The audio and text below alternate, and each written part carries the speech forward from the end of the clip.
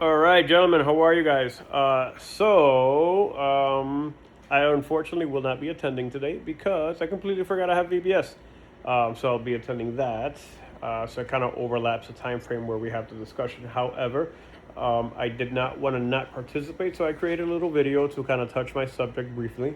I'm going to try to make it as short as possible. I can't guarantee it, but here we go. So my subject is lust.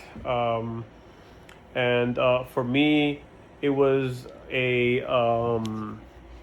it was refreshing because it touches it touches a lot of points.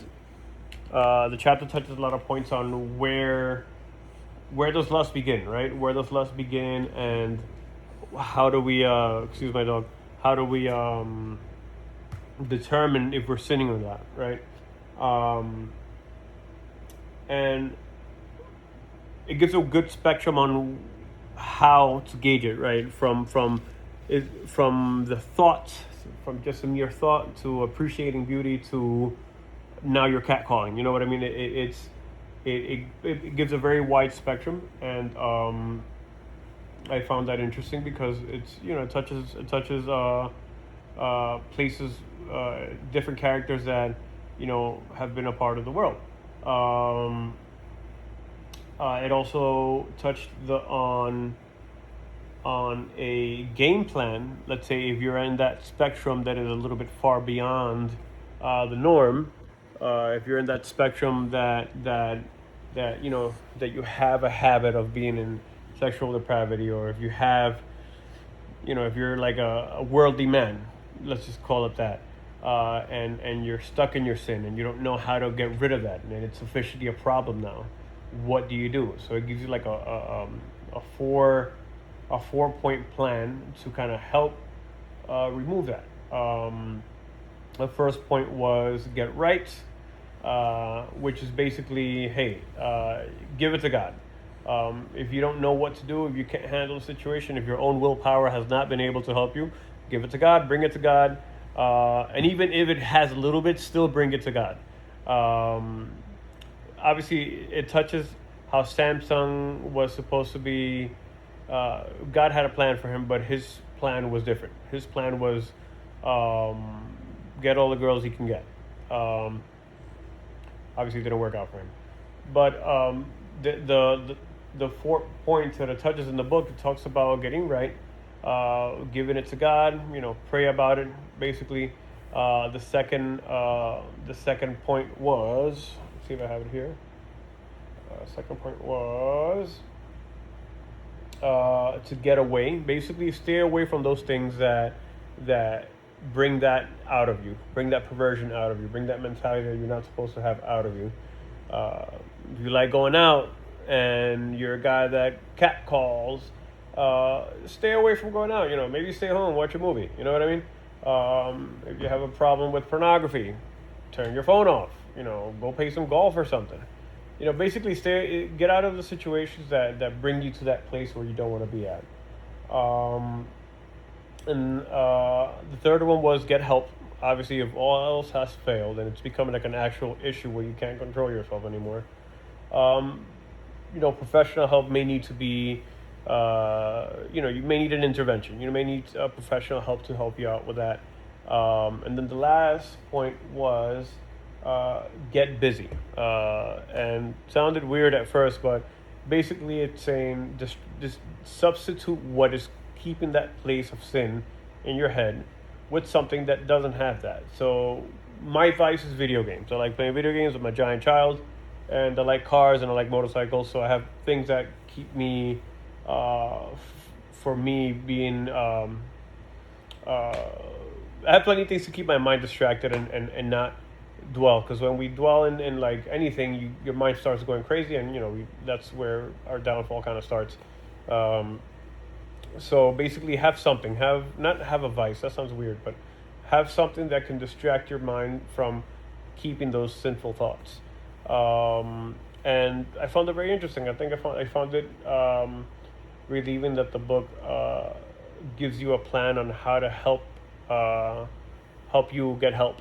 Um, I also like the book touched up on human design, how God's creation is perfect because of the fact that we are the only mammals, according to the book, that or humans are the only ones that are designed to enjoy sexual activity. Um, like we are designed to face each other. Men and women are designed to face each other when intercourse happens. So it gave this very it gave a perspective of just because it's sexual and it feels good doesn't mean that it's supposed to be a sin.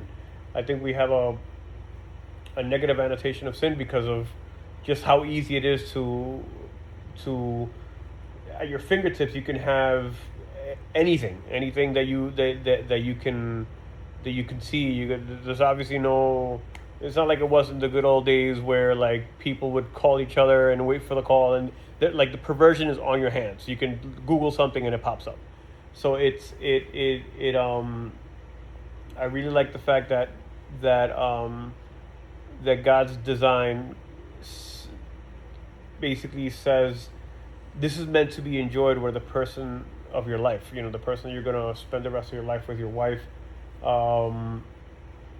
So it removes that perversion of like, ooh, am I sinning because of sex? To like, oh no, this is supposed to be enjoyed by design because God made this for me to enjoy with my wife. And I say wife specifically because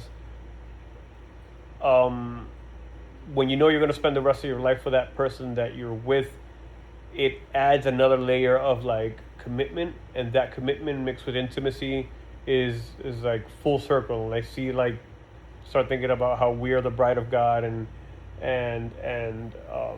the relationship that Jesus has, that God has with his perfect with his bride. It just, for me, it kind of it by design, it made me feel like, man, this is God is perfect. God is perfect. Everything that he does is in his own way is beautiful. So I found that really relieving. That was my takeaway. My takeaway was the design, our design, the God's design in our life, and how, where you can differentiate yourself in that spectrum of, are you on the perverse side because you live in a life of sin, or are you just kicking yourself a little bit because you don't know where you stand? Or are you enjoying your intimacy with your wife because it is God's design for it to be so? So I like that affirmation, and I guess if I have some final words, it would be that for me lust for me before I got saved was a problem, and then after I got saved, it was like God turned the light switch off completely, and it's like, okay, those things that you desire, not anymore. So I thank God for that. And also growing up, for me, I was just a little testimony for me. I worked in a lot of nightclubs and a lot of strip clubs. I used to be a bar back, and I used to be a waiter in a lot of these places. So I saw a lot of like, it removed the curiosity away from that desire, and I saw the lifestyle of a woman that's promiscuous multiple times a day, and it straightened me. It kind of scared me straight. Honestly, it made me feel like, you know what, I don't want that in my life. I want something more. I want something stable. I want something that I can grow with. And I say something and it sounds weird, but I want someone that I can grow with. I want a wife. I want to build a family. So for me, it kept me centered on, without me knowing, it kept me centered on what God's design is for us. So it removed that. I'm thankful to God that it removed that desire to be with multiple women as much as I can, which is kind of what the world kind of pushes us to be as men. Just tally them up. But yeah, that was my takeaway. It's about to be 10 minutes. That's all the time that I want to take. I hope this video goes through because it's long. God bless you. Sorry I couldn't make it, but I will be serving in VBS. So yay, wish me luck. Bye bye. God bless you. Love you guys.